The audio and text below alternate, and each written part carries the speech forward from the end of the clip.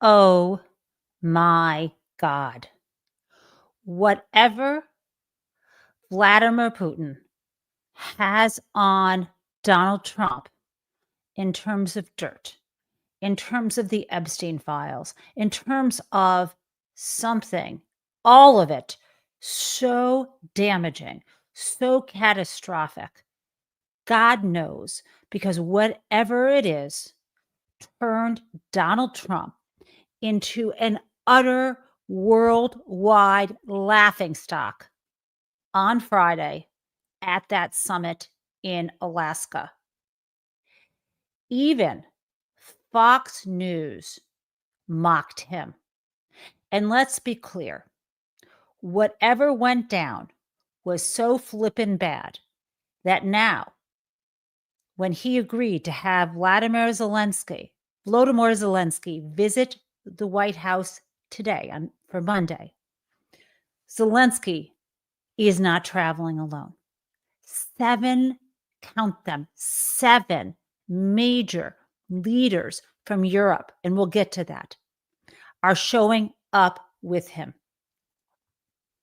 Last time Volodymyr Zelensky visited Donald Trump in the White House, he stood his ground, but Donald Trump tried to humiliate him. Donald Trump said, "You don't have the cards." Zelensky said, "This isn't a game." But guess what? This round, Zelensky is bringing a full deck. Now, let me tell you again,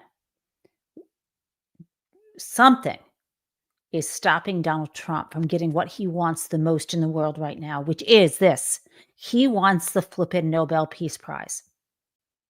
He wants to end this war in Ukraine. Doesn't know how to do it, but he went into that summit with so many asks toward that war. He wanted, at the very least, a ceasefire. He got nothing. Putin got everything. That is why Europe is alarmed and why they have flown in. So let me share with you first what Fox News said, because they are, of course, no friend of the Democratic Party, and they had been backing Trump. But listen to what they said. I think you and me both, Brian, and everyone else in this room was also surprised. We were told that we were going to have an opportunity to put questions to both leaders after a joint press conference in the event that the meeting went well enough that they could set the stage for a second meeting. And the President Trump said if that didn't happen, he was likely to call off the joint presser and just address the media solo and then send Putin home. Neither of those things happened.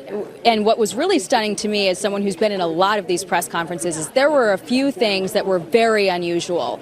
You had Putin come out and address the press first. I mean, we are on U.S. soil here, and that left the media scrambling to get their headsets in. Usually it is the leader of the country, the host country of a summit, that speaks first and addresses the room in their language. But Putin started right off in Russian, and we all had to get our headsets on and listen to him rattle off this diatribe about the history of the U.S.-Russia relationship, making some allusions to something that we didn't get many details on, but also, without knowing the full background of it, there was something that he said that was a little bit alarming, I thought, that seems like some of the things that he has done in the past, setting up false flags and that kind of thing, saying that we hope that Ukraine doesn't do anything to sabotage the progress that we made today, knowing full well that Ukraine has agreed to a ceasefire unconditionally for the last several months, and it has been Russia that has not agreed to a ceasefire.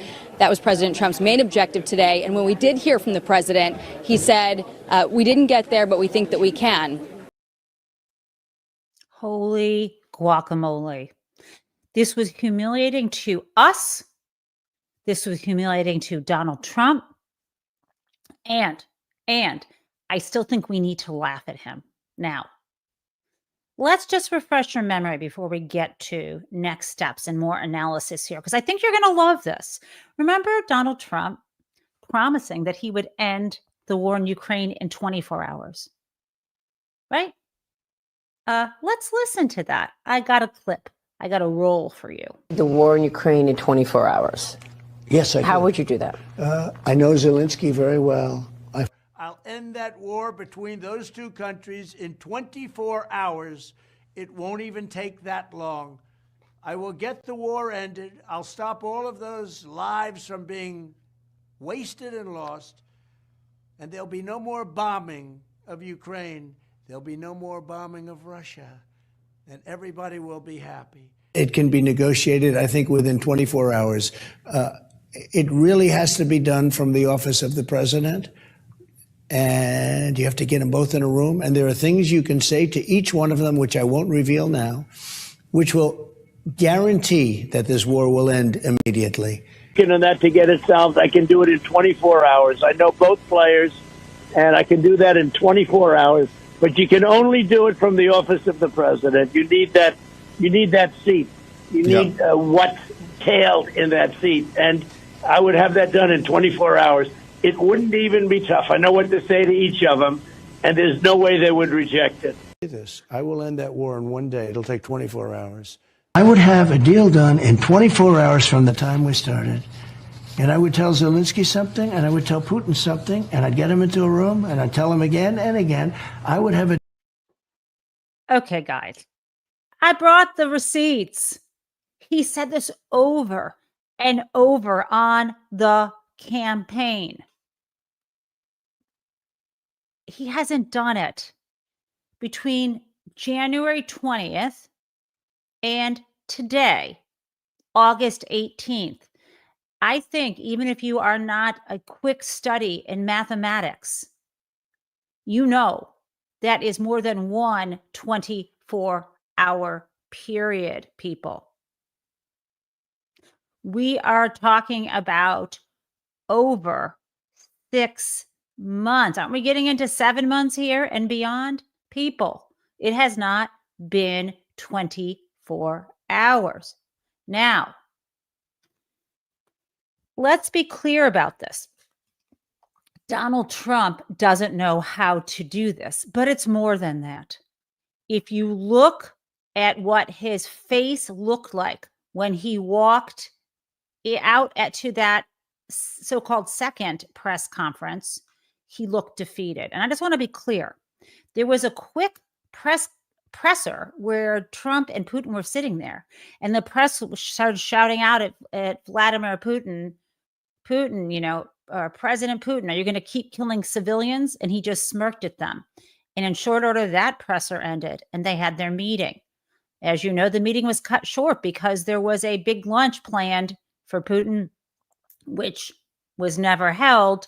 And we know about the lunch because some idiot in the State Department left the menu as well as the plans of where people would be at this summit on a hotel printer.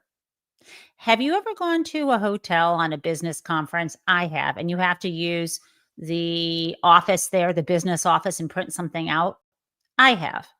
But you better believe I effing would not be connecting up to a hotel printer, hotel computer, let alone use the printer if I worked for the State Department. Really good OPSEC, folks. But anyway, Putin left early. But let's be clear. They held a second press conference. And as that Fox News reporter said, that's not what Donald Trump said would happen if they didn't get to an agreement. So there was a press conference, and Putin went first, showing that he is in control, and he bloviated. How do you think he got to go first? He told Donald he was going first, and Donald said yes. Why? Your guess is as good as mine, but Putin has owned Donald Trump since 2015. Yes. And maybe the press wants to gloss over it, but the evidence is there, as plain as day. You can look at the actual indictments from the Mueller team. Donald Trump wants to say Russia, Russia, Russia, because that's the best he can do, but Putin owns his ass. So Putin spoke first. Press is scrambling to get their translators in their ears and bloviates and brags.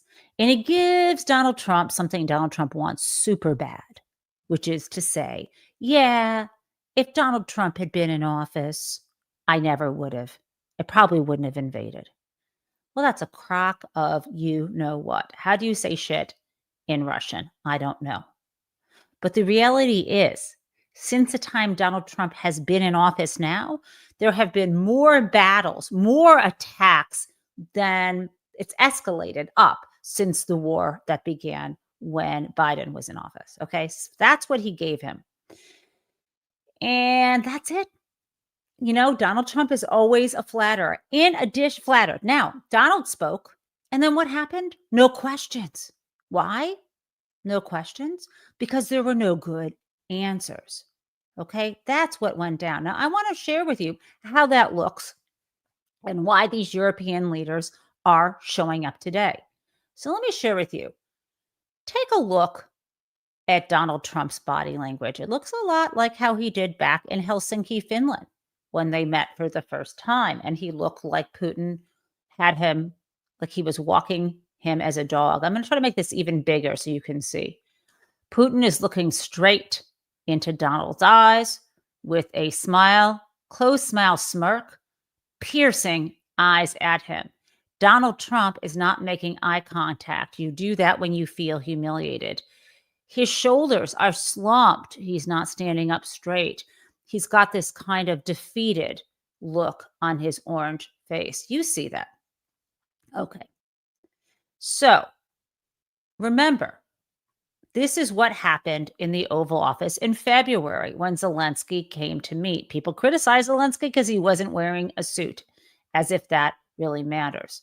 This is where Donald Trump said, you don't have the cards. Okay, so he's bringing the cards.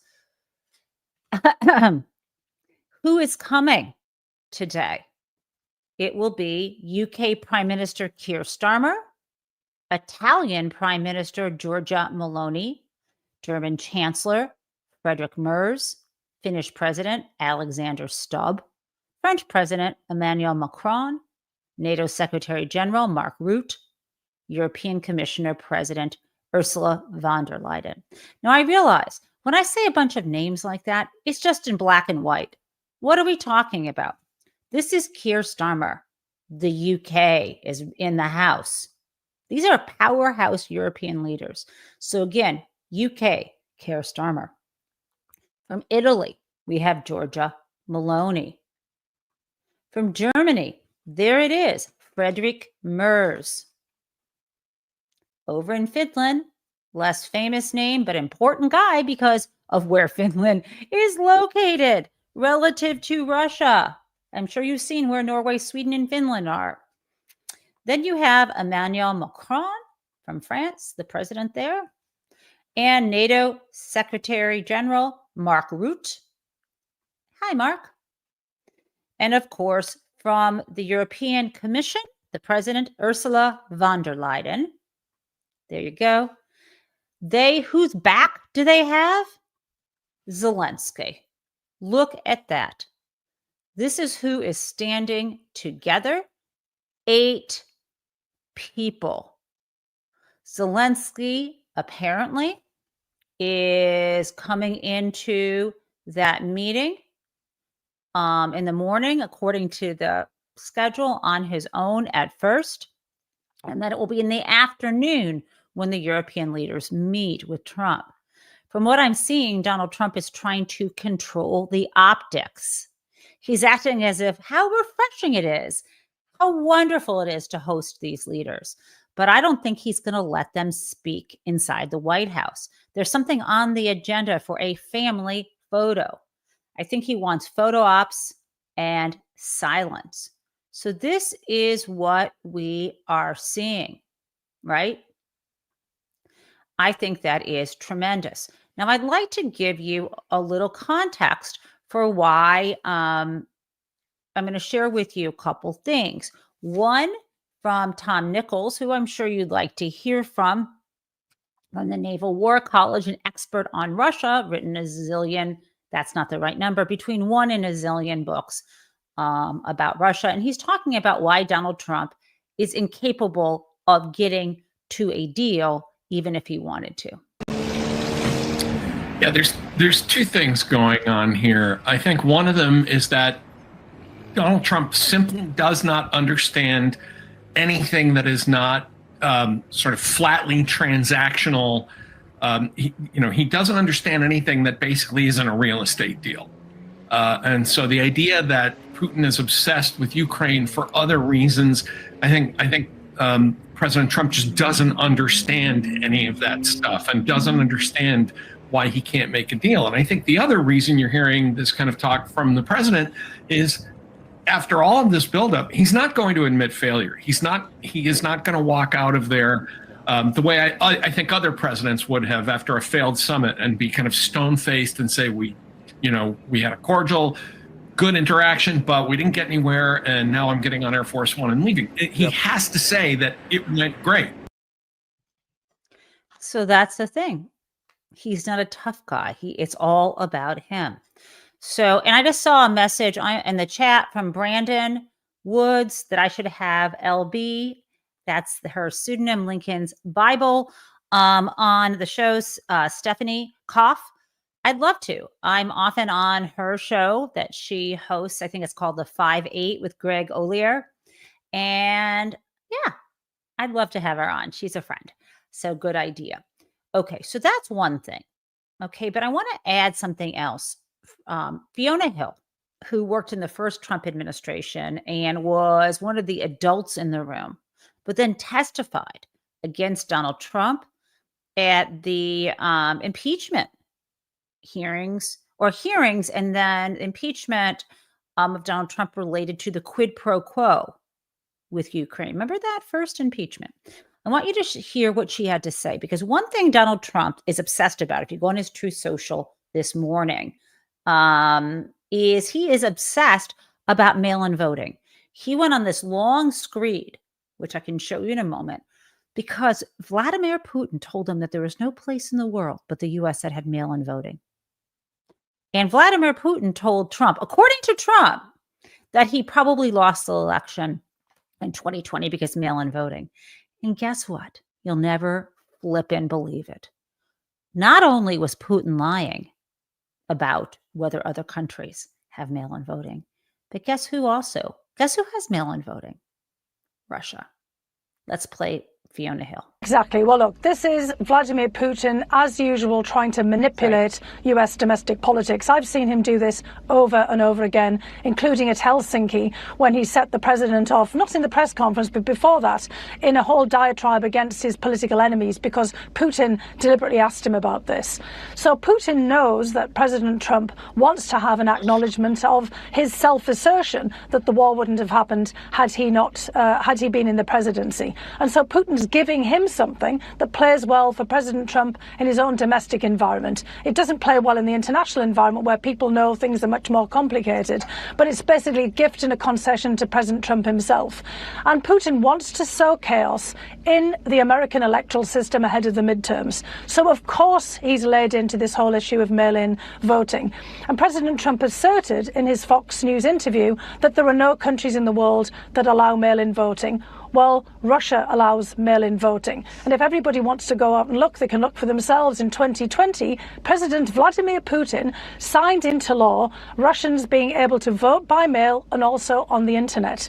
And more than 30 other countries also allow some forms of mail-in voting. So it's just not true that other countries, including Russia, don't use this. It's a pure, blatant piece of manipulation. And that's the kind of thing that Putin likes to do. And of course, I don't think you would endorse the outcome of that voting system, and that those elections are rigged in Russia, correct? Of course. And I mean, basically, Putin wants to see us tie ourselves up in knots between now and the midterms. He's trying to sow chaos, and he's just basically used his time with President Trump to push that along. Right. I mean, Martha Raddatz points out that it's not Martha Raddatz, I'm sorry. The Face the Nation host points out that, yeah, in Russia, their elections are rigged, but in other countries, they are not. And that's Margaret Brennan. I apologize. But in other countries, they are not. And the point really that Fiona Hill was making there is that Putin is spinning Trump and, as she said, sowing chaos. Now, what's important to me, and I promise that we're going to get to the war on the American people happening right here in U.S. soil and how Gavin Newsom is trying to fight back, as well as others, through, whether they're speaking out at sports games or hitting the streets or what have you. But before we get to that, I really want something for you, which is this. I am guessing that you might not have a full understanding of what is actually going on between Russia and Ukraine.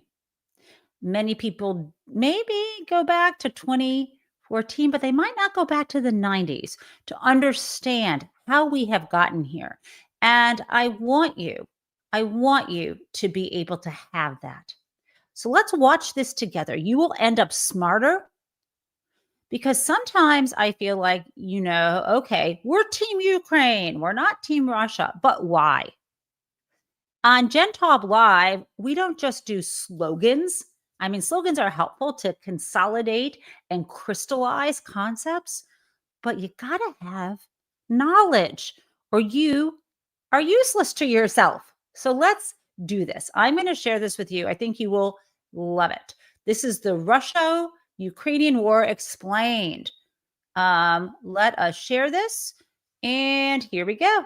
91, the year of the fall of the USSR. The former socialist republics declared their independence, including Ukraine, where, during a referendum, 92.26% of voters are in favor of independence. The following years, numerous agreements are signed to establish a new balance in the states of the former USSR. In 1994, Ukraine, Belarus, and Kazakhstan signed an agreement with Russia, the United States, and the United Kingdom to dismantle their Soviet-era nuclear arsenals still present on their territories. In return, the three nuclear powers commit to guaranteeing respect for the independence, sovereignty, and borders of the three states.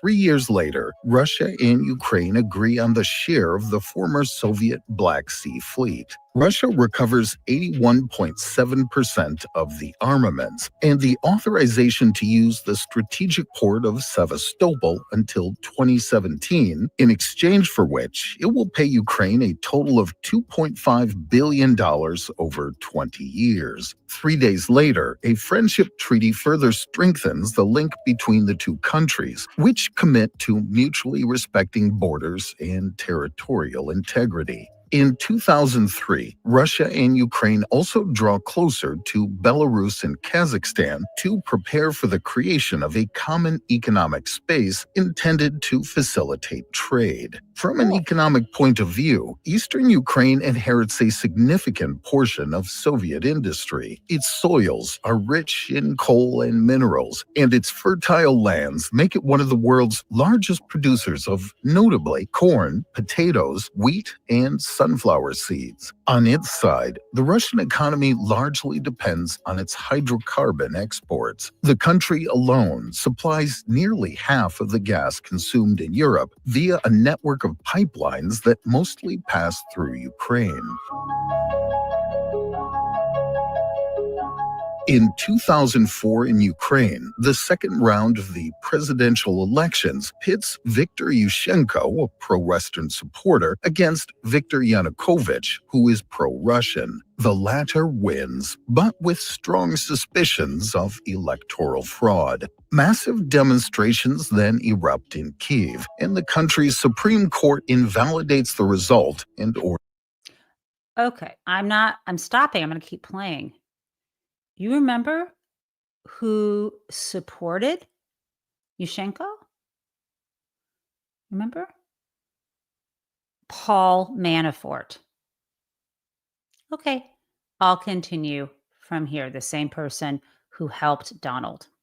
New elections. This time, Yushchenko wins. He then invites a pro-Western policy by moving closer to the European Union and NATO. In I'm response, sorry. Russia plays the gas card and begins the construction of a pipeline in the Baltic Sea, allowing Europe to be supplied while bypassing Ukraine, thus reducing the income generated by the transit tax. Moreover, after a disagreement over a gas debt, the Russian company Gazprom ends the preferential rate that Ukraine had enjoyed until then. In April 2008, NATO announces that Ukraine and Georgia will one day be members of the organization, but not immediately, as many countries still oppose it, not wanting to offend Russia or to encourage the two states to implement reforms. During the next winter, after failed negotiations on the gas price, Gazprom cuts its deliveries to Ukraine, impacting the supply in Eastern Europe.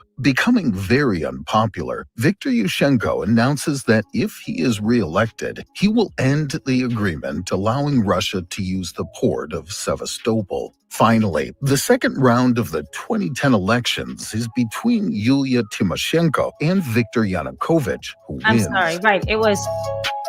I want to pause here. I said this Yanukovych backwards. reinstates a pro-Russian policy. Let me say this. It was Yushchenko was the so-called good guy. It was Yanukovych who was the one who was groomed by he's Russian centric, and he was the one groomed by Paul Manafort. I apologize. I got my Y names wrong. Policy. He extends by 25 years, thus until 2042, the agreement allowing Russia to use the port of Sevastopol. He signs a free trade agreement with 6 other former USSR countries. He adopts a law that allows regions, here called oblasts, to officially recognize a minority language when it is spoken by more than 10% of the population, which mainly benefits the significant Russian-speaking minority living mainly in the east and south of the country. Then, at the end of 2013, Yanukovych announces that he will not sign an association agreement with the European Union that had been negotiated by his predecessor in Kyiv.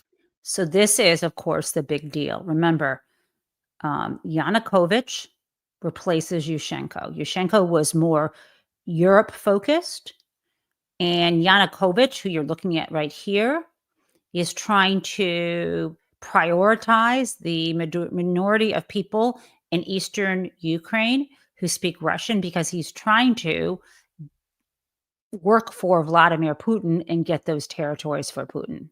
This decision triggers a massive demonstration that quickly degenerates into an uprising. After the death of about 100 people, Yanukovych flees the capital. The Ukrainian parliament. So this uprising in 2014 was a huge deal, right? This happens during the Obama administration. This was incredibly successful because of this uprising. People hitting the streets. Yanukovych fled. Keep that in mind. I like how that worked. Called the Rada, then decides that he is no longer fulfilling his functions and dismisses him. The next day, the Rada votes to repeal the law on minority languages. Although it has not been promulgated by the new power, this provokes the anger of Russian-speaking populations who organize anti-Maidan demonstrations throughout the country. In the Autonomous Republic of Crimea, where the And so the Maidan is that revolution, that uprising. Okay, so now we're getting to what's happening in Crimea. Remember, this is in the south. Population is predominantly Russian-speaking, unidentified armed men who Vladimir Putin will later acknowledge as Russian soldiers, seize the parliament and the airport of Simferopol. In less than a month, the independence of the Republic of Crimea is proclaimed, and a contested referendum is organized, during which 96.77% of voters express support for joining Russia. Putin then annexes the territory, a move which is widely condemned. So again, we have, who knows if those elections or accurate. Putin isn't known for honest elections. 96% seems like bullshit. I've never heard of such numbers.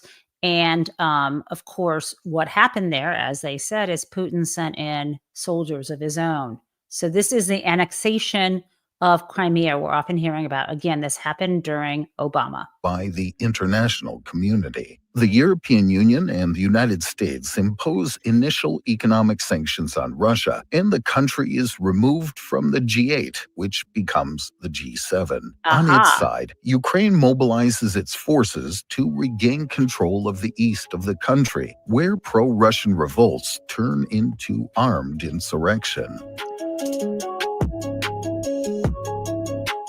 On April 7th, 2014, pro-Russian separatists in Donetsk. Okay, I need you to think about this. 2014, we're talking about 10 years ago. The war in the Donbass. This is the same war Putin is fighting now. So focus. Proclaimed the Donetsk People's Republic and announced the upcoming holding of a referendum. The first clashes then erupt between the Ukrainian army and separatist forces. On April 27th, the Luhansk People's Republic is proclaimed in turn. In Odessa, violent clashes occur between pro-Ukrainian and pro-Russian supporters. On May 2nd, a Russian-speaking group is targeted and takes refuge in the trade union's house. A fire breaks out there, killing 48 people. To this day, no one has been convicted in this case. The following month, Petro Poroshenko largely wins the presidential election in the first round and relaunches a pro-Western policy. In the east, the country's army gradually regains the upper hand, but more and more Russian soldiers cross the border to reinforce the separatists. Russia initially denies being involved, then speaks of volunteers. And yes, I'm saying in the chat, when you hear the word separatist, you're talking about Russian separatists. On leave. In any case, a large counteroffensive is launched towards Mariupol, undermining Ukrainian forces. After negotiations, a ceasefire is signed, but this fragile truce does not last long, and fighting resumes, notably around the strategic Donetsk International Airport. A new ceasefire is then signed, this time with the support of France and Germany. This one is better respected, and despite numerous incidents, the front line no longer evolves. If the front is frozen, tension continues to rise between Ukraine and Russia. On one side, Okay, so now we're getting, right, there's a kind of a ceasefire holdback here. Now we're into early 2016. This is when Hillary Clinton was the Democratic candidate and Vladimir. Oops, Freudian slip. Donald Trump soon becomes, after being, laughed at a year earlier, soon becomes the Republican nominee. Association agreement between Ukraine and the European Union comes into effect. On the other, Russia begins the construction of two new pipelines, one that crosses the Black Sea to supply Europe via Turkey, and another that runs alongside Nord Stream 1 to double the supply to Germany. The country also finalizes the construction of the Crimean Bridge, which connects Russia to the peninsula. If this new passage is very strategic for Russia, it is also so for Ukraine. Okay, so this is key. This bridge, remember, Russia has taken over this, Crimea, and now there's this bridge to Russia. Why is this important for Ukraine? Which must cross the Kerch Strait to export its goods from the port of Mariupol. Since 2003, the two countries have an agreement on free navigation in the Sea of Azov, but Russia now wants to control maritime traffic. In November 2018, as 3 Ukrainian military ships approach the strait, Russia blocks the passage of the Crimean Bridge with a cargo ship, then captures the ships, accusing them of illegally entering its territorial waters. In 2019, Volodymyr Zelensky wins the presidential election, notably on a promise to end the conflict. So this is a key turning point. It's a little bit of a follow the money story too, right? Russia wants to stop Ukraine, weaken Ukraine by not letting it trade, blocking its access to be able to do so.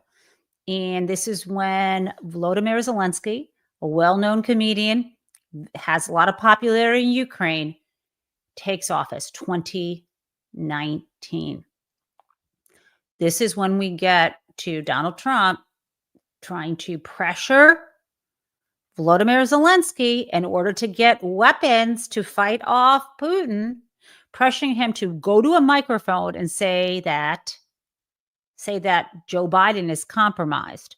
Remember, because there's this other piece where we had Hunter Biden advising on some Ukrainian companies. It gets complicated. Let's play.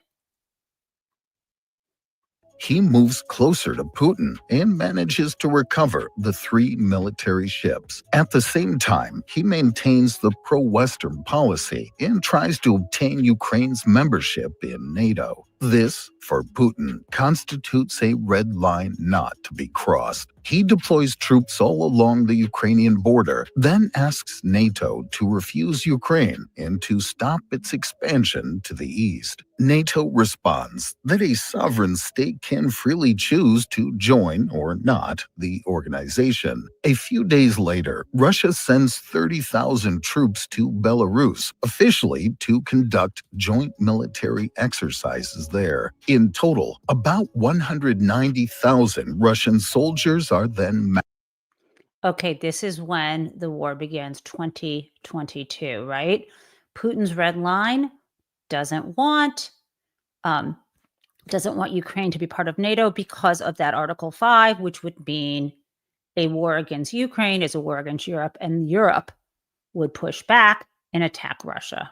massed all around Ukraine.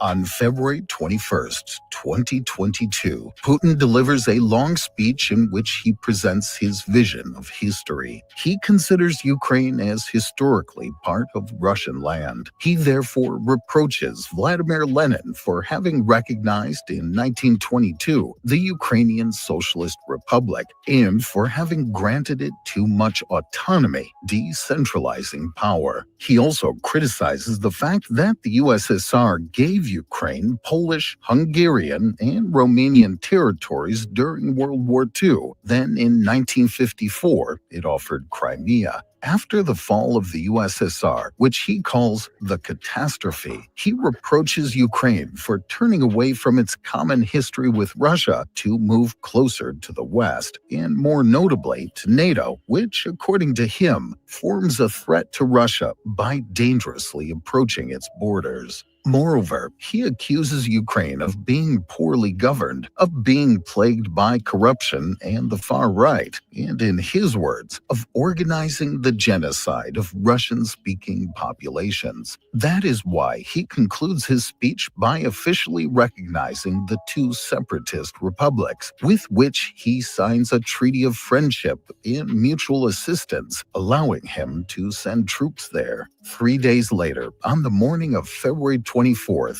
2022, Putin delivers a new speech in which he launches what he calls a special military operation, officially intended to disarm and denazify Ukraine. He calls on the Ukrainian army not to resist and threatens any foreign element that wishes to interfere. Here's what was most likely Russia's initial plan in Ukraine. The offensive would be launched on 4 simultaneous fronts, one in the south from Crimea towards Kherson, Mykolaiv, then Odessa, another from the separatist republics, one from Belgorod towards Kharkiv, Ukraine's second largest city, and finally a fourth from Belarus towards Kyiv. Here, the plan would be to take control of the sky and to seize the Hostomel airport as quickly as possible to establish an air bridge there. Russian forces would then begin the siege of Kyiv, and dozens of Russian and Chechen mercenaries would enter the capital to assassinate Zelensky. A pro-Russian power would then be put at the head of the country. Okay, guys. I mean, think about this. February of 2022, and I know you know this, but he wanted to take Kyiv. He thought he could do it like in 48 hours and kill Zelensky. Flippin' Zelensky is still standing.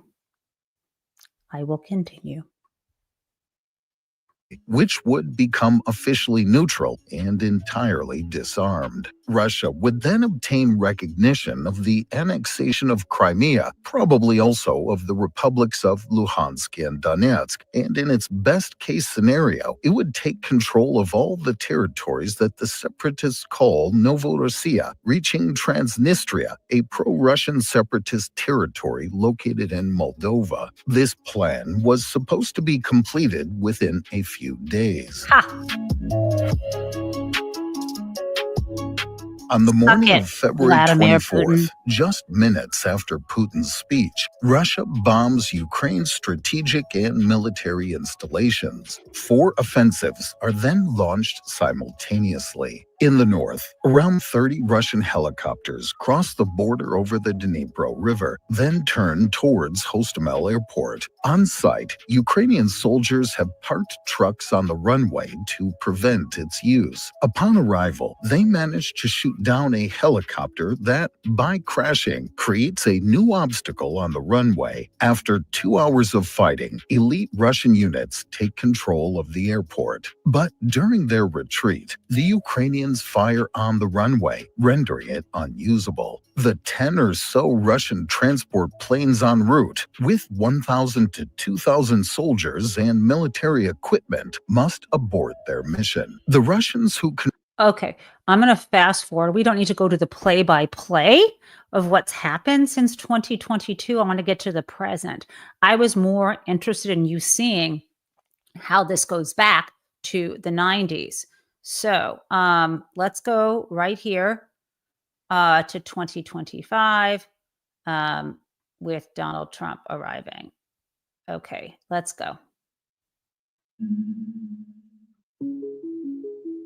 Donald Trump's return to power changes the game. Very quickly, he shows that his main interest is economic. He halts military aid to Ukraine and organizes a first meeting with Russian representatives in Jeddah, Saudi Arabia, without inviting Ukraine or Europe. Putin then states that he is ready to collaborate with American companies to exploit the country's rare earth elements, including in the territories annexed from Ukraine. Trump, for his part, puts pressure on Zelensky to obtain a deal on the exploitation of Ukraine's mineral resources in exchange for the military and economic aid provided so far. Zelensky replies that he primarily seeks security guarantees. Trump then proposes to take control of the Zaporizhzhia nuclear power plant, claiming that this would deter a new Russian offensive. But Zelensky refuses, stating that he will not cede any territory. At the same time, Russia intensifies its counteroffensive in Kursk and regains full control of the oblast.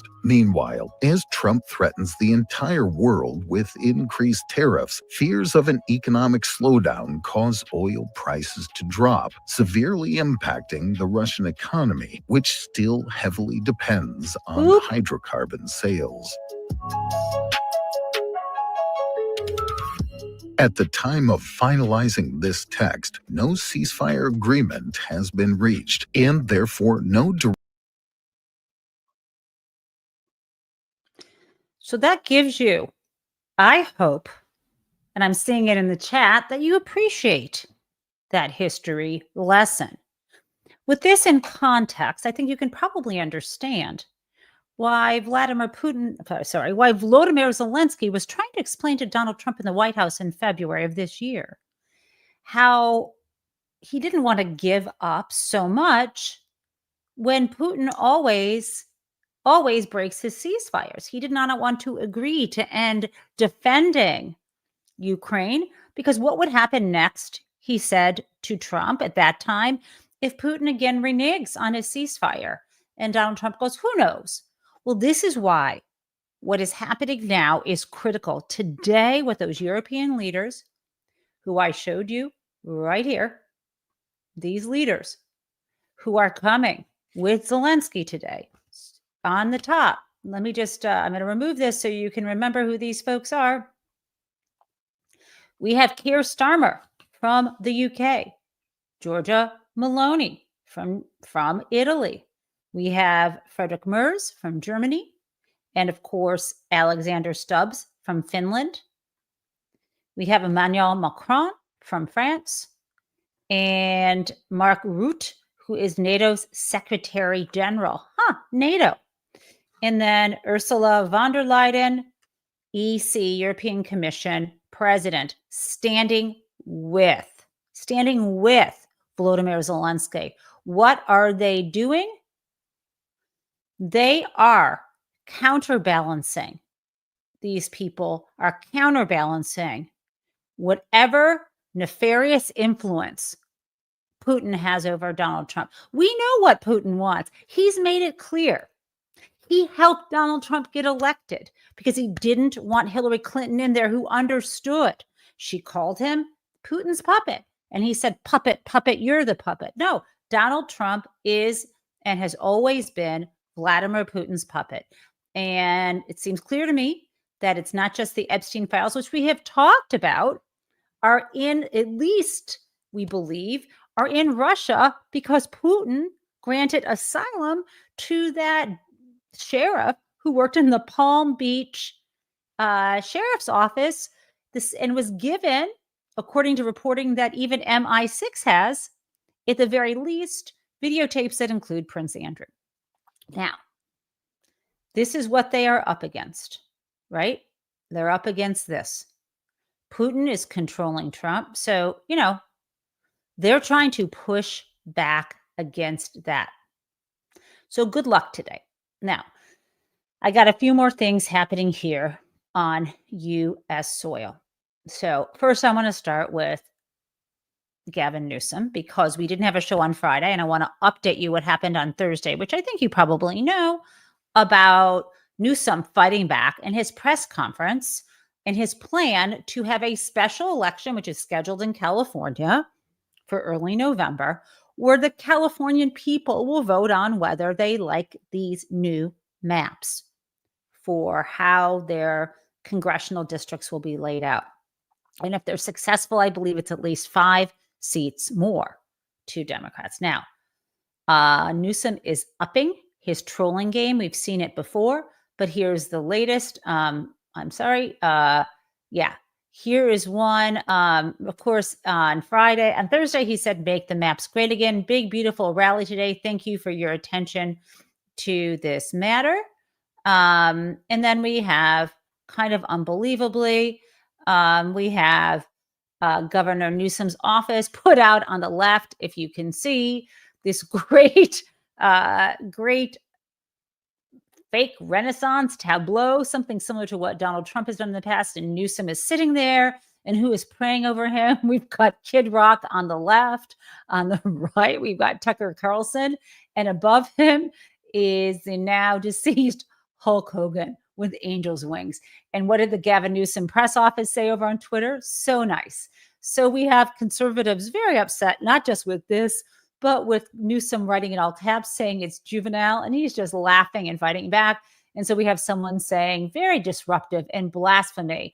And Newsom's office says, oops, our bad, sorry, meant to post this. And he put up the picture of Donald Trump dressed as the Pope.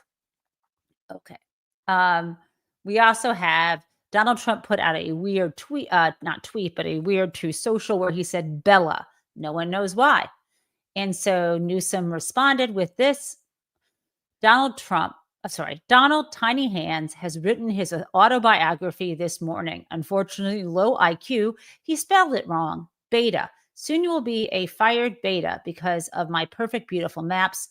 Thank you for your attention to this matter.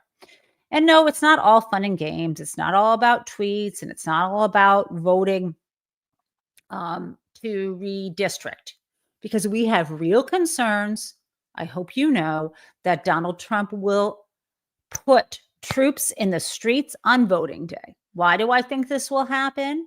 And don't worry, I'm not going to freak you out entirely. Why do I think this will happen? Because when Gavin Newsom was giving his talk, his press conference on Thursday, announcing this plan, Homeland Security staged ICE employees, ICE troops outside the press conference. That is a direct threat. Let me play this to show you Newsom's response at that press conference to that question. Fact that we're affirming our independent commission, and we're calling for a national independent commission as well. Well, I think it's pretty sick and pathetic. And it just said everything you need to know, the setting that we're under. That they chose the time, manner, and place to send their district director outside right when we're about to have this press conference. It said everything you know about Donald Trump's America. And that was top down. You know that for a fact. They'll deny it, I'm sure. Maybe they won't deny it. It said everything you know about the authoritarian tendencies of the President of the United States. I said it a moment ago, wake up, America, wake up. You will not have a country if he rigs this election. You will have a president who will be running for a third term. Mark my word. I wasn't exaggerating when I said that I received in the mail a Trump 2028 hat from one of his biggest supporters. These guys are not screwing around. The rules do not apply to him. The most corrupt president in history. He doesn't believe in free enterprise, crony capitalism. He is wrecking this country, wrecking the economy. He's a lawless president. Wake up, America. Wake up to what's going on. Okay. I'm going to say something right now, make it clear. I've got another clip from Newsom. I am so super flipping tired of people on social media and everywhere else prefacing compliments about Newsom saying, well, I have my issues with Newsom, but he's doing a good job, or I don't want to vote for him for president, but he's doing a good job. Guys, we are not in a presidential election time right now. We are dealing with a fascist takeover of our government. And sometimes I think Americans are the biggest idiots in the world. Guys, we don't have a choice. Beggars can't be choosers. There's a fucking firing squad at you, pointing at you. And you've got a guy who can stop the firing squad. And you say, you know, I haven't always liked you. And, you know, after this is over, I'm not taking you to lunch. What is wrong with people? We don't have many choices. And if the price for getting rid of Donald Trump might be or might not be a Newsom presidency, Jesus flippin' Christ, get it together. Now, Newsom was on Midas Touch and he explained a little bit more about what's going on with his special election. Let's listen. To the voters on a special election that happens to coincide with other municipal elections on November 4th. It is a sprint. And if California, one of the most un-Trump states in America, is not successful, at our peril, we may not get this back. I'm telling you, we may not. He is rigging this next midterm election before one vote is cast. He tried to wreck our democracy after the last vote was cast the last time. Now he's doing it in plain sight. And we have to have our sights focused, laser focused on winning, fighting fire with fire, no longer on our back heels, on our toes. We drive the narrative. We drive the reforms. We drive the talking points, surround sound, not just California, all of us, we the people, right. States, large and small, all across this country. It is time for action, no longer words. Exactly. We are in dire circumstances. And if you don't get it, I need to share this with you before we go to Crazy Town. Donald Trump, as you know, has put the National Guard into DC. He had a bit of a setback where a judge said you cannot put your own person in substitute for the police chief in DC. That's good. that the court said that, but the court didn't even rule. It required the Trump administration to agree to that. So there isn't really an appeal of that.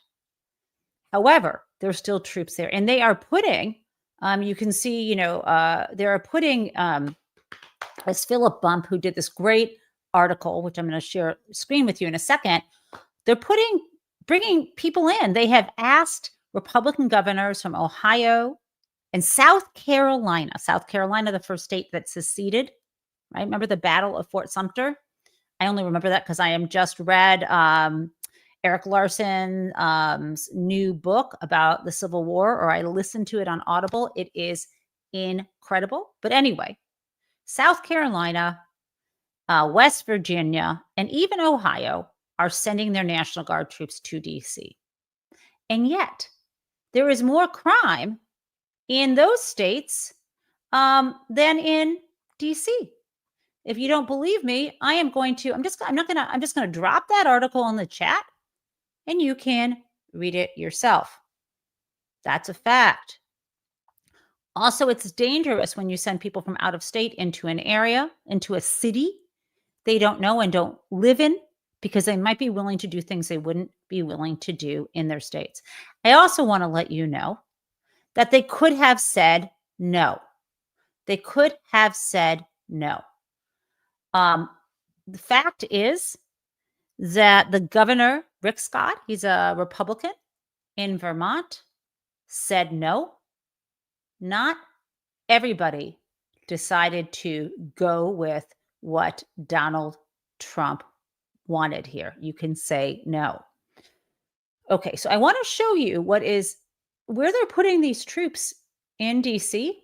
Here's right now at the Lincoln Memorial. Have you ever been there? Because I've never seen any crime at the Lincoln Memorial in my life. I think this is symbolic, and it's disturbing. It's disturbing. There also, I'd like you to see, and this is horrifying, we have here a violent attack by the feds in DC on a delivery guy who was leaving a restaurant while at work. I need you to see this. Don't look away. You all right, dude? No. Hey, pull Chris off. Pull Chris off.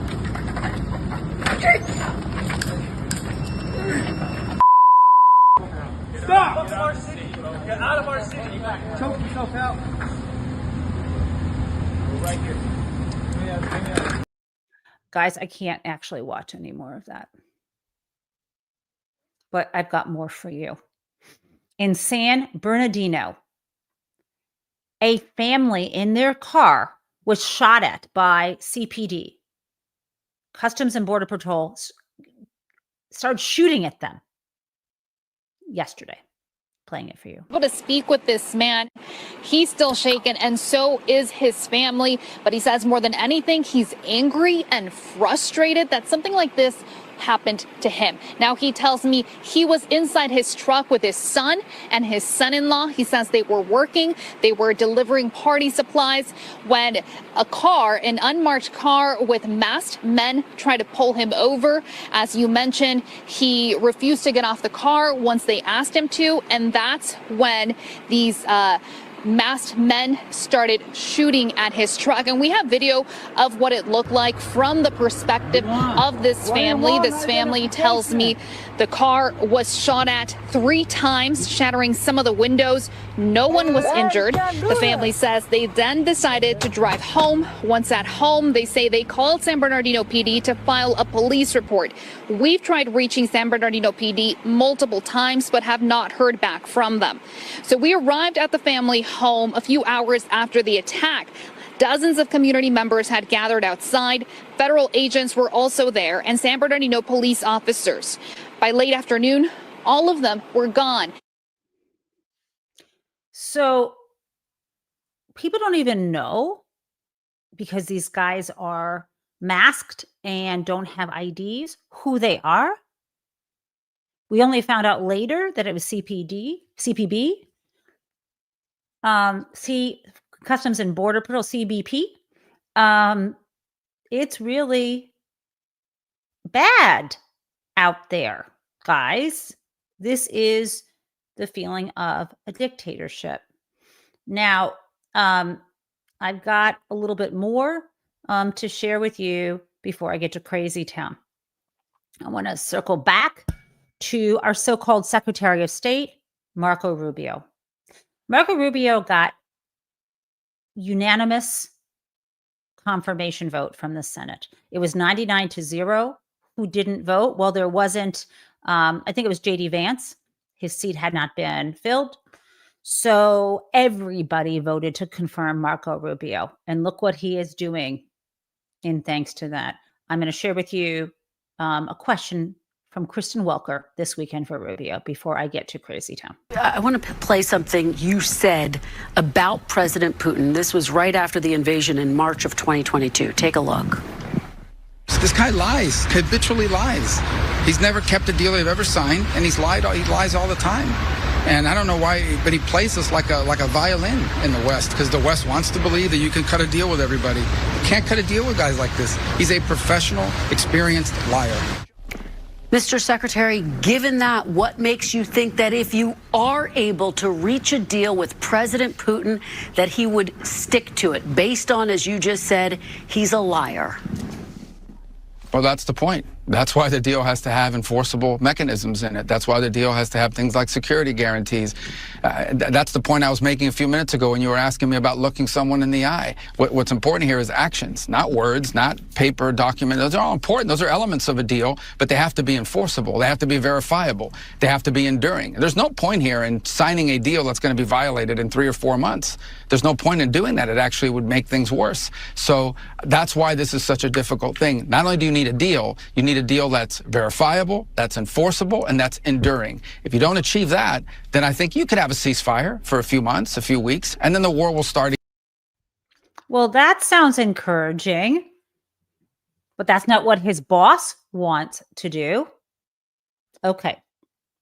Sorry, one last thing before Crazy Town, because I'm seeing this on breaking news. It's what I was mentioning to Donald Trump on Truth Social.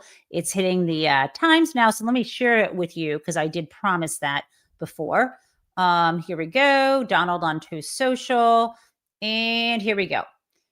Oh man, I got something newer than that, but I wanted him on Donald Trump. I wanted the part about, well, I'll read this to you. I am totally convinced that if Russia raised their hands and said, we give up, we concede, we surrender, we will give Ukraine and the great United States of America, the most revered, respected, and powerful of all countries ever, Moscow and St. Petersburg and everything surrounding them for 1,000 miles, the fake news would say it was a bad deal. Well, first of all, that would be a stupid deal. And second of all, he's crazy. What I want to find for you, though, when I'm scrolling down, is Donald Trump this morning. He's done a lot of posting since his crazy rant this morning, about how he wants to, I'm getting there. Here we go. Darn it. He promises that he is going to pressure us to get rid of mail-in voting. He is going, he's kind of going crazy. Oh, I sorry. These are the replies. I don't want the replies. Here we go. This is the crazy thing about mail-in ballots. And I'm going to get to Crazy Town in a moment. I am going to lead a movement to get rid of mail-in ballots. And also, while we're at it, highly inaccurate, very expensive, and seriously controversial voting machines. Okay. Yeah, that's not going to happen. And those voting machines, remember how Fox News had to pay hundreds of millions of dollars because they lied about the voting machine companies? I do. So now let's get to Crazy Town. I'm sorry I kept you over a few minutes. I will be fast, my friends. I promise.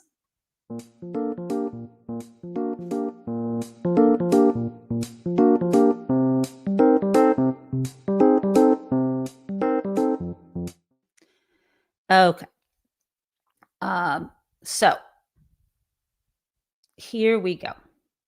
Back in 2016, the Boston Globe, and I'm reading from something from NPR, but the Boston Globe in April of 2016, so this is many months before Donald Trump gets elected, they ran a fake front page detailing what Donald Trump's world would look like if he had power. What did they do? They listened to what he was saying and imagined him putting that into place. So I would like you to see what that looks like. Here we go. I think you're going to be a little shocked. Again, this was a pretend headline for April 9th, 2017. Again, it was published in 2016. What does the headline say? Deportations to begin. President Trump calls for a tripling of ICE force. Riots continue. Curfews extended in multiple cities. Trump deports illegal so fast your head will spin. Because remember, he promised that. Stocks decline. This is more of it. Although Trump reiterated his promise to eject some 11.3 million illegal workers on a 2-year timetable, he also promised to do it humanely. And then he, turns out he didn't. We also have U.S. soldiers refuse orders to kill ISIS families. We have Trump on Nobel Prize shortlist, and on and on. So what was this about in the Boston Globe? I'm going to read more of this. The news from April. So this is, again, it was published in 2016, imagining a year in the future. This fake front page from April 9, 2017 includes fake stories about a market crash triggered by a trade war, the beginning of mass deportations, and a story about the military refusing the orders of its civilian leadership. The paper accompanied what it calls a satirical front page with an opinion piece titled, "The GOP Must Stop Trump." The editorial page writes, Trump's vision of America promises to be as appalling in real life as it is in black and white on the page. It is a vision that demands an active and engaged opposition. It requires an opposition as focused on denying Trump the White House as the candidate is flippant and reckless about securing it. Okay. That was in 2017. Okay. 2016 is when they put that up. 9 years ago. 9 years ago. Nothing he is doing should shock us that he is wanting to do. But what is shocking is that people have let him move forward. What's shocking is that when we had a chance, the most important thing Joe Biden needed to do was to appoint an attorney general. They needed to understand he wasn't fucking kidding. This is why I was pulling my hair out. This is why I wrote so many opinion pieces in the Washington Monthly saying, and so many of us begged Merrick Garland, this is your Tylenol moment. This is your chance. Guys, we don't stand a chance now. That's why I'm laughing at Trump. There is only one thing, because even if Gavin Newsom gets redistricted, Donald Trump does not want to leave office. He wants to run a third term. He will put troops to stop the election. I'm telling you now, that's a fact. The only thing that will stop Trump is Trump. The only thing is if he dies of natural causes. I do not want him any other way. I'm not saying I want him to die of natural causes. I'm just saying while he's on this planet, there are actually two things. One, he's not here. The only other thing that stands a chance is 11 million people in the streets. We've talked about this. Erica Chenoweth's research. I don't know what it will take, but right now, that's happening. Maybe the third thing is the Epstein files coming out. I wish there were some courageous people who have access to the Epstein files. Someone like, is there anyone in the Department of Justice? Looking at you, Maureen Comey, who's willing to go to jail for releasing this information credibly? Is there anyone willing to do what it takes? Again, it's either he passes away the Epstein information comes out about him and people believe it, or third, 11 million people in the streets. That's it. And even after that, we've got a long road ahead. Long road ahead. We need the Democratic Party to support candidates like Landami, because we need a populist movement to try to erase and unwind what the crooks who took over America have caused. You know, I don't pull punches. I don't. This is where we are. The Boston Globe knew it in 2016. Everybody has known it, but there has been, not everybody, anyone who doesn't want to bury their heads in the sand has known this. I don't see where it ends, except for those three things. Okay. I adore you guys. I will see you in the morning. And remember the most important thing. The simple step of a courageous individual is not to take part in the lie. If people had followed that, the press would not have encouraged them. The Republicans would have stood down. But where we are now is this. Power concedes nothing without a demand. It never did, and it never will. Hoping the European leaders also have the goods on Trump and can force him to end this war that has resulted in the abduction of approximately 20,000 Ukrainian children kidnapped, abducted, and being brainwashed by Russian parents. Or maybe these parents love them, but they're not with their own parents. And God knows what is happening to them. And with that, I bid you adieu.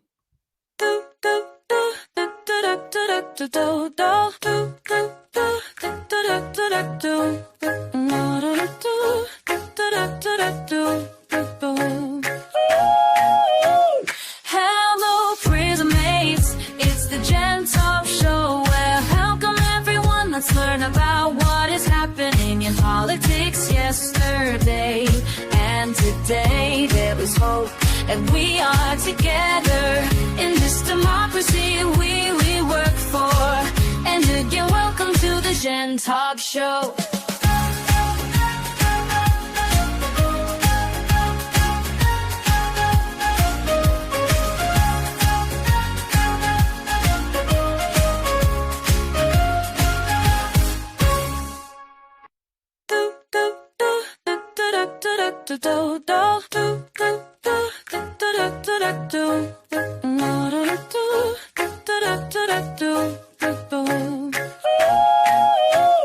Hello, prison mates. It's the Gen Taub Show, where welcome everyone. Let's learn about what is happening in politics yesterday and today. There was hope, and we are together in this democracy we work for. And again, welcome to the Gen Taub Show.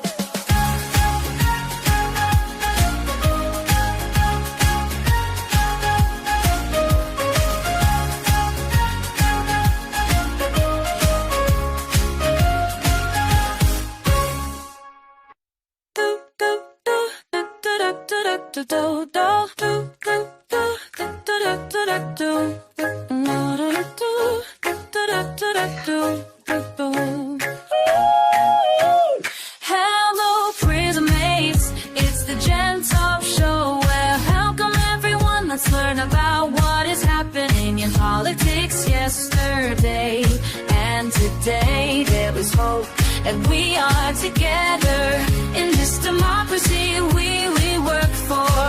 And again, welcome to the Gen Taub Show.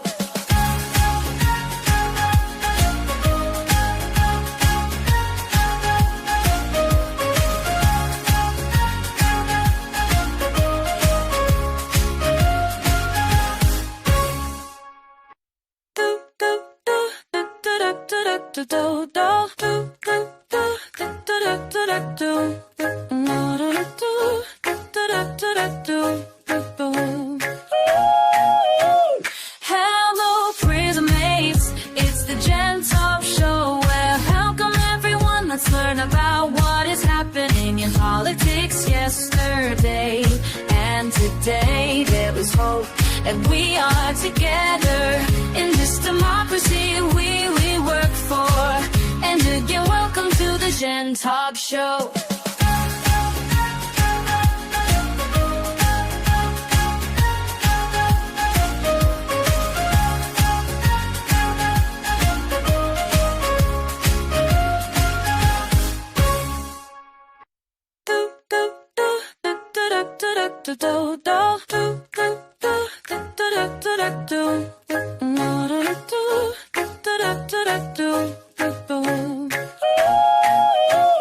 Hello, prison mates. It's the Gen Taub Show. Well, welcome everyone. Let's learn about what is happening in politics yesterday and today. There was hope, and we are together in this democracy we work for.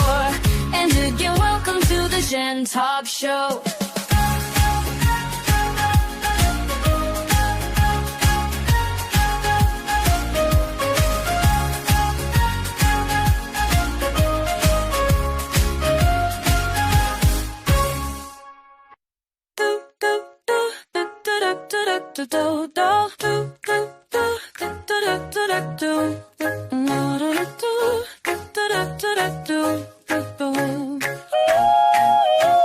Hello, prison mates. It's the Gen Taub Show. Well, welcome everyone. Let's learn about what is happening in politics yesterday and today. There was hope, and we are together in this democracy we work for.